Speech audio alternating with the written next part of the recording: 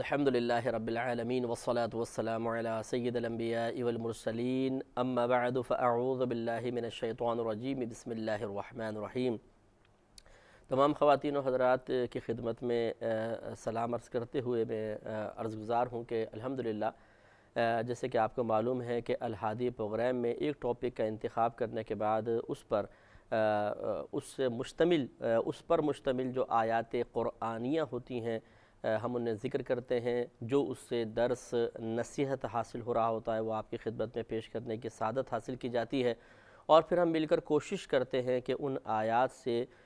کما حق ہو یا جہاں تک انسانی طاقت بشری کا تعلق ہے وہاں تک ہم اکتساب فیض کر سکیں اور اپنی زندگیوں میں انقلاب پیدا کریں، اپنی سوچوں میں اپنی فکروں میں تبدیلی پیدا کریں، اپنے عمل اور فعل میں تبدیلی پیدا کریں، اور انشاءاللہ یہ ہماری سوچ میں افکار میں تبدیلی، ظاہر و باطن میں تبدیلی، کیفیات میں، طبیعتوں کے تقاضے میں تبدیلی معاشرے پہ خوشگوار اثر مرتب کر سکتی ہے۔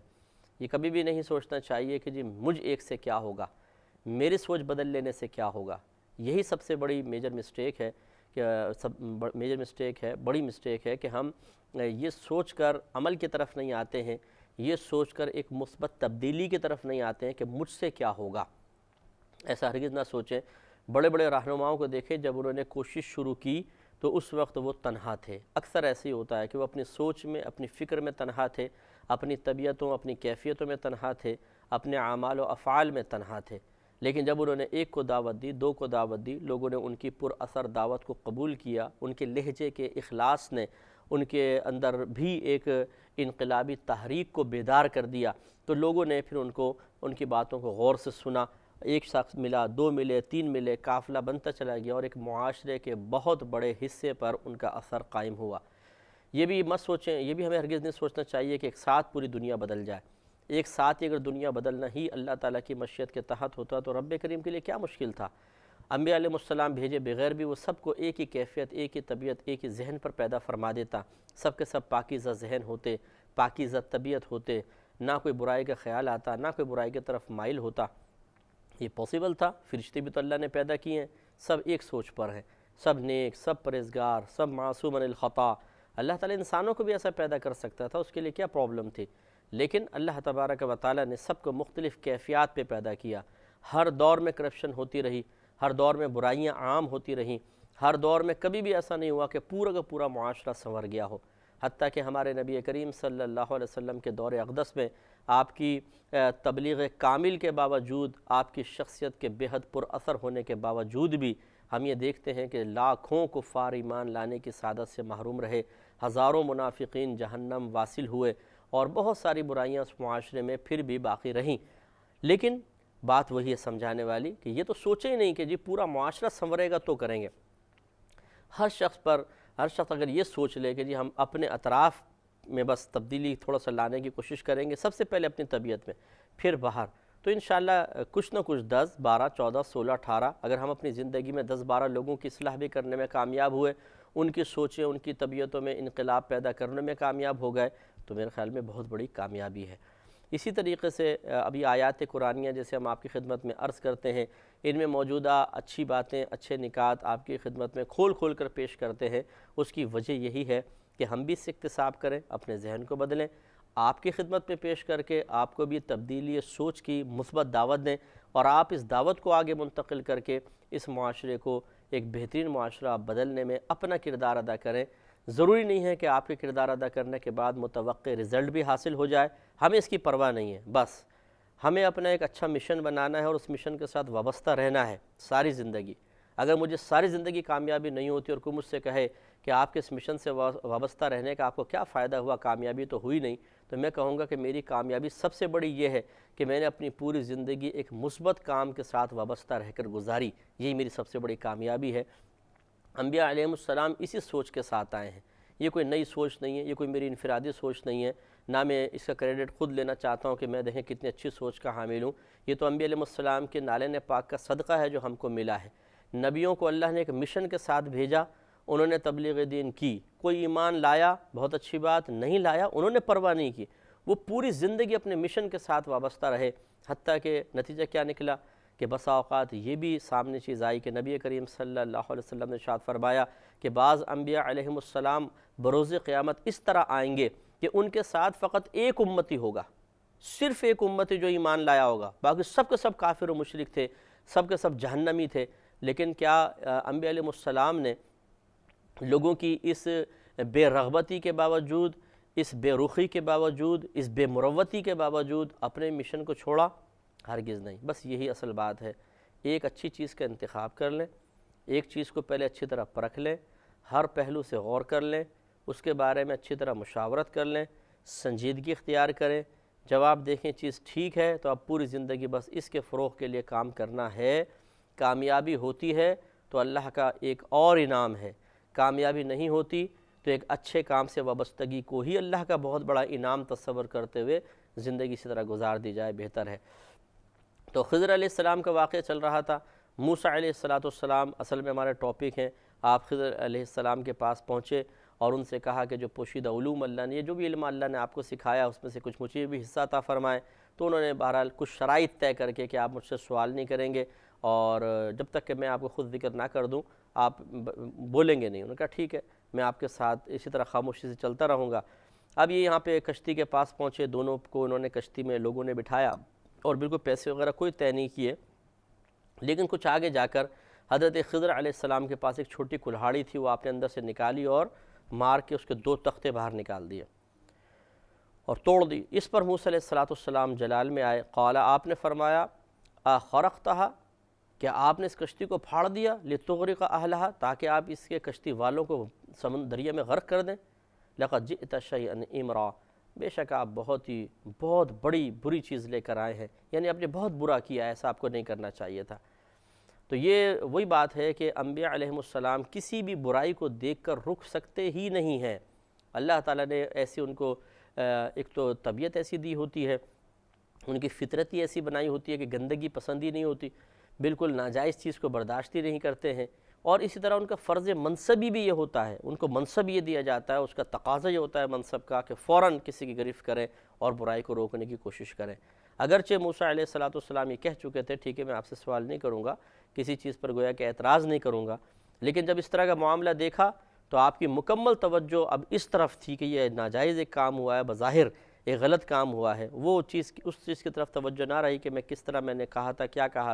کیا بولا تھا۔ اور یہ عدم توجہ ہی جو ہے یہ طبیعت کے اس غلبے کی بنا پر ہے جس کو آپ کہہ لیں کہ ایک پاکیزہ غلبہ ہوتا ہے، کہ کسی برائی کو دیکھنے کے بعد انسان کو یاد ہی نہ رہے کہ میں کیا کہہ چکا تھا، اور آپ اس برائی کو ختم کرنے کے لیے عملی کوشش کی طرف مائل ہو جائیں۔ ایسے ہی کچھ عذر موسیٰ علیہ السلام کے ساتھ بھی تھا، اور اس کا آگے خود ہی اپنا عذر بیان بھی کریں گے۔ تو آپ نے کہا کہ یہ انہوں نے تو ہمیں بٹھایا اور تم نے اس کو پھاڑ دیا، یہ آپ نے بہت غلط معاملہ کیا۔ قال، حضرت خضر علیہ السلام نے فرمایا، الم اقل انک لن تستطیع معی صبرا، اے موسیٰ کیا میں آپ کو نہیں کہہ چکا تھا کہ آپ ہرگز اس پر صبر نہیں کر سکیں گے؟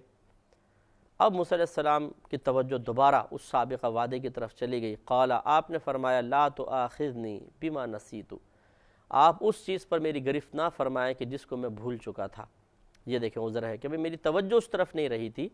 میں تو پوری توجہ اس پر رہ گئی تو مجھے واقعی یاد نہیں رہا۔ آپ نے صحیح کہا تھا کہ مجھے سوال نہیں کرنا ہے، تو آپ نے کہا کہ ٹھیک ہے مجھ سے ایسا ہو گیا۔ پھر ارشاد فرمایا کہ ولا ترہقنی من عمری عسرا، آپ مجھے میرے کام کے معاملے میں تنگی اور سختی کا مکلف نہ بنائیں۔ یعنی کہنے کا مطلب یہ تھا کہ آپ مجھ پہ یہ معاملہ جو ہوا، جو میں بھولے سے میں کر بیٹھا، اس پہ مجھ پہ سختی نہ کریں، میری گرفت نہ فرمائیں، اور اس کو بنیاد بنا کر کوئی سخت فیصلہ میرے حق میں مت کر لیجئے گا۔ خضر علیہ السلام نے چونکہ اللہ کا ایک حکم تھا تو اس کو درگزر کیا اور آگے چلے۔ فانطلقا، پھر یہ دونوں آگے بڑھ گئے۔ حتی اذا لقیا غلاما، یہاں تک کہ جب یہ دونوں ایک لڑکے سے ملے، چھوٹا بچہ کھیل رہا تھا، فقتلہ، تو خضر علیہ السلام نے اس کو قتل کر دیا۔ کہتے ہیں کہ تلوار آپ کے پاس تھی، آپ نے ایسا وار کیا کہ 2 ٹکڑے کر دیے اس بچے کے۔ قالا، تو حضرت موسیٰ علیہ السلام نے پھر وہ جلال میں تشریف لے آئے، اقتلت نفسا زکیۃ بغیر نفس، آپ نے کہا تم نے ایک پاکیزہ جان کو بغیر کسی جان کے قتل کر دیا۔ یعنی ایک تو تھا کہ چلو قصاصاً قتل کرتے کہ اس نے کسی کو مارا ہوتا، پھر اس کے بدلے میں آپ مارتے، لیکن اب ایک تو ایک چھوٹا بچہ پاکیزہ نفس اس لیے فرمایا نفساً زکیۃً کہ اس کے تو ابھی گناہ بھی نہیں ہے، پاکیزہ بچہ ہے اور کوئی جان بھی اس نے ہلاک نہیں کی ہے، پھر آپ نے اس کو کیوں مار دیا؟ لقد جئت شیئا نکرا، پھر یہ جملہ بولا کہ بے شک آپ نے ایک بہت برا فعل کیا ہے۔ حضرت خضر علیہ السلام نے پھر فرمایا قال الم اقل لک انک لن تستطیع معی صبرا، کیا میں نے نہیں کہا تھا کہ آپ بے شک ہرگز میرے ساتھ صبر نہیں کر سکیں گے؟ قال، حضرت موسیٰ علیہ السلام کو پھر ایک دم یاد آ گیا، اوہو ہاں میں نے تو وعدہ کیا تھا، یعنی وہی عدم توجہی۔ قال، آپ نے فرمایا ان سألتک عن شیء بعدہا، اگر میں نے اس کے بعد آپ سے کوئی سوال کیا فلا تصاحبنی، تو آپ مجھے اپنا ساتھی نہ رکھیے گا، قد بلغت من لدنی عذرا، آپ میری طرف سے عذر تک پہنچ چکے ہیں۔ عذر تک پہنچنے کا مطلب یہ ہے کہ بالکل اتمام حجت ہو گیا ہے، بالکل 2 دفعہ میں اپنی اصل بات کو بھول گیا ہوں، تو اب آپ کو بالکل حق حاصل ہے کہ آپ مجھے اپنے سے دور کر سکتے ہیں، بالکل آپ کو اجازت ہوگی۔ فانطلقا، پھر یہ دونوں چلے، حتی اذا اتیا اہل قریتی نستطعما اہلہا، یہاں تک کہ جب ایک ایسی بستی میں پہنچے کہ ان دونوں نفوس قدسیہ نے ان سے کھانا طلب کیا، فابوا، تو انہوں نے انکار کر دیا۔ یہ میں نے پہلے آپ کو بتایا تھا کہ ہر دور کا، ہر علاقے کا اپنا اپنا رواج ہوتا ہے، اپنی رسوم ہوتی ہیں، اپنا عرف ہوتا ہے۔ بعض جگہ جیسے ہماری شریعت میں بلا ضرورت سوال کرنا نبی کریم صلی اللہ علیہ وسلم نے حرام قرار دیا،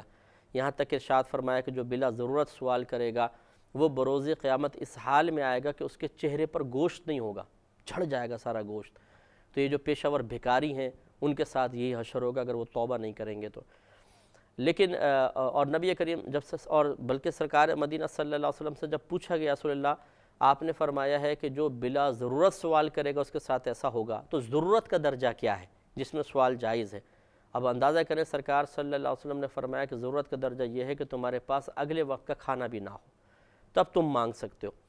تو اتنی تنگ دستی پر جب پہنچ جاؤ تو مانگنا، سوال کرنا روا ہے، ورنہ سرکار نے سوال کرنے کو سختی سے منع فرمایا۔ لیکن یہ اس شریعت کی بات ہے، سابقہ شریعت اور پھر بہت سے علاقوں کا عرف یہ اپنے اپنے مقام پر ہوتا ہے۔ لہٰذا وہاں کا عرف یہی تھا کہ مہمان کا یہ حق ہوتا تھا کہ وہ کسی بھی بستی میں جا کر اعلان کرتا تھا کہ میں مہمان ہوں، ہماری مہمان نوازی کی جائے۔ تو لوگ پھر آگے بڑھ کر ان کو کوئی اپنے گھر کے اندر آفر کرتا، کوئی اپنے گھر میں، پھر باقاعدہ دعوت کی جاتی تھی، اور یہ گویا کہ ایک مہمان کا حق تھا اور میزبان اس کو اپنے اوپر لازم سمجھا کرتا تھا۔ تو اس لیے یہ کوئی شبہ پیدا نہ ہو کہ 2 نبی ہیں اور جا کے کھانا مانگ رہے ہیں، تو یہ معاذ اللہ کوئی بھیک مانگنا نہیں تھا، یہ معاذ اللہ کوئی سوال کرنا اس طرح کا نہیں تھا جو شریعت میں ممنوع ہوتا ہے، بلکہ یہ اپنے حق کو طلب کرنا تھا جو اس شریعت کے اندر باقاعدہ ایک حق مہمان کا مقرر کیا گیا تھا، لہٰذا اس میں گرفت کا کوئی پہلو نہیں نکلتا ہے۔ تو آپ دونوں نے جب کھانا طلب کیا فابوا، تو انہوں نے انکار کر دیا، کس بات کا؟ ان یضیفوہما، کہ وہ ان دونوں کی مہمان نوازی کریں۔ یہ دونوں چل پڑے، فوجدا فیہا جدارا، تو ان دونوں نے اس گاؤں میں ایک دیوار کو پایا، یرید ان ینقض، وہ دیوار ارادہ کر رہی تھی کہ گر جائے، یعنی یہ محاورتاً جسے ہم کہتے ہیں، حالانکہ دیوار تو ارادہ نہیں کرتی، جیسے ہم شہر ٹرین میں بیٹھے ہوتے ہیں، مثلا ملتان جا رہے ہیں، قریب پہنچ گئے تو ہم کہتے ہیں اوہ ملتان آ گیا، حالانکہ ملتان تو نہیں آیا، ہم ملتان کے پاس آئے ہیں، ٹرین چل کر ملتان کے پاس آئی ہے، لیکن ہم اس کی طرف منسوب کر دیتے ہیں نہیں ملتان آ گیا۔ یہ محاورات ہوتے ہیں جن کے حقیقی معنی کو بنیاد بنا کر کسی کے قول کو غلط نہیں کہہ سکتے۔ تو اسی طریقے سے یہ، یعنی وہ دیوار گرنے کے قریب مائل تھی، اس طرح ہو گئی تھی، کہتے ہیں کہ 100 فٹ کے قریب دیوار تھی اونچی۔ اب کتنی اونچی دیوار ہوگی آپ اندازہ کریں، اور وہ ٹیڑھی ہو رہی تھی، لگتا تھا کہ گرے گی، زوردار آواز آتی اور پھر لوگ بھی دبتے اور بڑا مسئلہ ہوتا، کتنی بڑی دیوار۔ تو اب جب یہ دونوں وہاں پہنچے، گرتی ہوئی دیوار کو دیکھا، فَأَقَامَهُ، تو حضرت خضر علیہ السلام نے اس دیوار کو کھڑا کر دیا، اور اس میں یہ آپ کا ایک معجزہ بیان کیا گیا ہے کہ آپ نے بس یوں ہاتھ پھیرا اور دیوار سیدھی ہوتی چلی گئی، بالکل مضبوط ہو کے جم گئی۔ جب موسیٰ علیہ السلام نے دیکھا تو پھر آپ جلال میں تشریف لے آئے، اور آپ نے فرمایا لو شئت، اے خضر اگر آپ چاہتے، لاتخذت، تو ضرور آپ لے لیتے، علیہا، اس کام پر، اجراً، اجرت، یعنی آپ گاؤں والوں سے کہتے کہ مجھے اجرت دو، کیونکہ انہوں نے ہماری دعوت تو کی نہیں، ہم نے دعوت مانگی، ہم نے کھانا طلب کیا تو منع کر دیا، یہ اس احسان کے کہاں مستحق ہیں کہ ان کی دیوار بنائی جائے، اور یہ دیوار کو سیدھا کیا جائے. اگر آپ نے کری دی تھی تو کم از کم اس کی اجرت طلب کر لیتے تاکہ ہم اس سے پیسے سے کچھ کھانا وغیرہ خرید سکتے. قال حضرت خضر علیہ السلام نے فرمایا کہ ھذا فراق بینی و بینک، یہ جدائی کا وقت ہے میرے اور آپ کے درمیان. سأنبئک، ان قریب بیان کروں گا میں آپ کو، بتأویل ما لم تستطیع علیہ صبرا، اس چیز کی کہ جس پر آپ ابھی صبر نہیں کر پائے ہیں. اب انہوں نے تفصیل شروع کی. اس سے پہلے کہ پھر میں عرض کروں اس پہ ذرا تھوڑی سی بات، یہ توجہ طلب بات ہے، ذرا سوچ لیجئے کہ حضرت موسیٰ علیہ السلام نے 2 مرتبہ ایسے ہی ہوا کہ اپنے سابقہ قول کو بھول گئے، عدم توجہ ہی رہی، موجودہ معاملے پہ توجہ زیادہ رہی. اور آپ دونوں دفعہ حضرت خضر علیہ السلام نے یہی فرمایا کہ دیکھا میں نے تو پہلے کہا تھا کہ آپ صبر نہیں کر پائیں گے. تو موسیٰ علیہ السلام نے عذر ہی پیش کیا کہ میں بھول گیا تھا اپنی بات کو، اس پر میری گرفت نہ فرمائیں. پہلی دفعہ یہ کہا، دوسری مرتبہ فرمایا کہ نہیں آپ بالکل ٹھیک کہہ رہے ہیں، اگرچہ میری توجہ نہیں رہی لیکن واقعی مجھے نہیں کرنا چاہیے تھا، اب آپ چونکہ حجت تک پہنچ چکے آپ مجھے دور کر سکتے ہیں. تو اس سے نتیجہ یہ نکلا، اور سمجھانے کے لیے میں عرض کر رہا ہوں کہ یہ تو دیکھیں انبیاء علیہم السلام تھے، نبی تھے، جنہیں براہ راست اللہ تبارک و تعالیٰ کی طرف سے رہنمائی دی جاتی ہے، لیکن ان کے ساتھ بھی ثابت ہوا کہ بعض معاملات پہ عدم توجہی کی بنا پر وہ اس کو بھول گئے اور دوسرے معاملے کی طرف مکمل متوجہ ہو گئے. تو ایسے معاملے پر گرفت نہیں ہوتی ہے. اس میں یہ نہیں کہہ سکتے کہ موسیٰ علیہ السلام نے تو وعدہ کر لیا تھا کہ جی میں آپ سے سوال نہیں کروں گا، آپ ہی کسی کام پہ اعتراض نہیں کروں گا، لیکن 2 مرتبہ اعتراض کیا، تو کیا یہ گناہ تھا؟ ہم نے آپ کو پہلے بتا دیا کہ یہ گناہ نہیں تھا، کیونکہ عدم توجہی کی بنا پر، یا جب پہلی بات یاد ہی نہ ہو، اور انسان نے مثلا کوئی وعدہ کیا تھا اب یاد ہی نہیں رہا اور اس کے خلاف انسان عمل کر لیتا ہے، تو وہ اس لیے قابل گرفت نہیں ہوتا ہے کہ اس کو اپنا وعدہ یاد ہی نہیں تھا، جیسے کہ موسیٰ علیہ السلام سے ہوا. تو اسی کی روشنی میں تھوڑا سا ہم اپنے اطراف میں بھی دیکھتے ہیں. بعض اوقات دوست ہم سے عذر پیش کر رہا ہوتا ہے، ایک وعدہ کیا ہوتا ہے، وعدہ پورا نہیں کرتا، ہم اسے گرفت کرتے ہیں، یار تم نے وعدہ کیا تھا یہ پورا نہیں کیا. اور وہ عذر پیش کر رہا ہوتا ہے کہ یار مجھے یاد نہیں رہا تھا، میں کام میں مصروف ہو گیا تھا، توجہ نہیں رہی تھی، گھر پہ مہمان بہت زیادہ آ گئے تھے. لیکن ہم بعض اوقات اس کا عذر سننے کے لیے تیار نہیں ہوتے ہیں، ہم اس سے انتقام لیتے ہیں، دل کی بھڑاس نکالتے ہیں، ذہن کو جب تک ٹھنڈا نہیں کر لیتے، دوسرے لفظوں میں جب تک اس کو ذلیل نہیں کر لیتے، جب تک اس کو مٹی میں نہیں ملا دیتے، اسے ذلت کا احساس نہیں کروا دیتے، تب تک ہمیں سکون نہیں ملتا ہے. یہ غلط طریقہ ہے. ہمیں بھی اگر کسی شخص کی آپ عادت دیکھتے ہیں کہ اس کی عادت یہ بہانے بنانے کی، وہ ایک الگ چیز ہے. اس پہ قرینہ قائم ہو گیا ہے کہ جی یہ ہر دفعہ وعدہ خلافی کرتا ہے اور پھر بعد میں ہیلے بہانے بھی کرتا ہے اور پھر کسی کے سامنے کہہ بھی دیتا ہے، مثلا یہ آپ تک بات پہنچ گئی، وہ کہتا ہے یار پاگل تو میں سب بناتے ہی رہتا ہوں، تو یہ الگ بات ہے. لیکن جب قرینہ کسی چیز کے اوپر نہیں ہے تو پھر کسی مخلص دوست یا اسی طرح کسی اور کی طرف سے وعدہ خلافی، جبکہ وہ اس کا صحیح عذر بھی پیش کر رہا ہو، تو اس وعدہ خلافی کے عذر کو قبول نہ کرنا اور اس سے قطع تعلق کر لینا، ناراضگی اختیار کرنا، یہ شرعاً جائز نہیں ہے.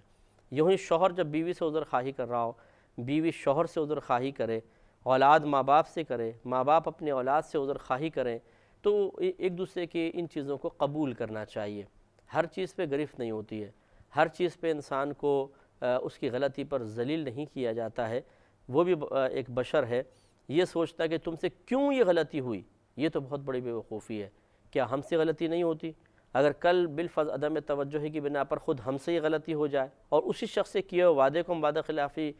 وعدہ اس کا خلاف کر بیٹھے، کیا کہیں گے؟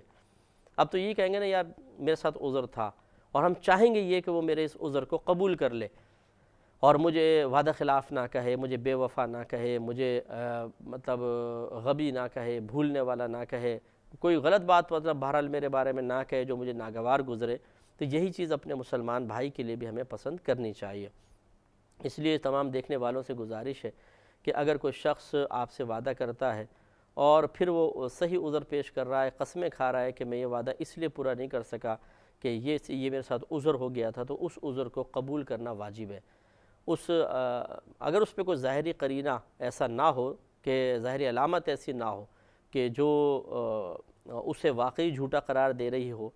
تو پھر اس پہ یقین کرنا واجب ہے. ہاں اگر کوئی ظاہری علامت موجود ہو، جیسے میں نے بتایا کہ ایک شخص خود ہمیں 10 کے بارے میں بتاتا ہے، اس کو چونا لگایا، اس کو فراڈ کیا، اس کو کیا، اب وہ ہمارے ساتھ ایک وعدہ کر کے وعدے خلافی کرتا ہے تو پھر ہم ان 10 چیزوں کو بنیاد بنا کر اگر یہ سوچیں کہ نہیں میرے ساتھ بھی ایسا کر رہا ہوگا، اس میں یہ شرط جائز ہے۔ اگر لیکن ایک شخص ایسا نہیں ہے تو بہرحال اس سے درگزر کرنا چاہیے۔ کل انشاءاللہ زندگی رہی تو جو حکمتیں اور علتیں حضرت خضر علیہ السلام نے بیان فرمائی ان کا ذکر ہوگا، ان